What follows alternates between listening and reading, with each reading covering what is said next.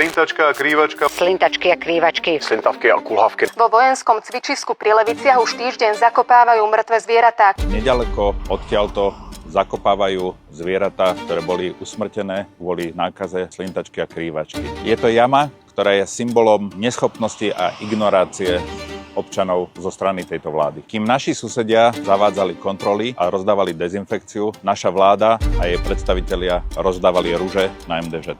Dievčatá, boskávam vás. Ďakujeme veľmi pekne. Pri českých hraniciach máme žiaľ aj nové ohnisko. Bude utratených tisícky zvierat kvôli neschopnosti tejto vlády. A žiaľ, škody budú miliónov eur. A pritom na hraniciach s Maďarskom chýbali opatrenia, ktoré by zastavili šírenie vírusu, chýbali dezinfekcie, kontroly a poriadny krízový manažment. Táto vláda sa žiaľ nepoučila zo svetovej pandémie. Mala plné ruky práce s kšeftovaním a rozdeľovaním kresiel pre svojich nominantov. A to všetko namiesto toho, aby chránila živobytie farmárov, a cena za túto neschopnosť je žiaľ vysoká. Túto cenu zaplatíme všetci. Pán minister, zodpovednosť je na vás. Dajte teraz bokom hádky a spolupracujte. Postavte sa za slovenských farmárov alebo uvoľnite miesto pre tých, ktorí to všetko dokážu.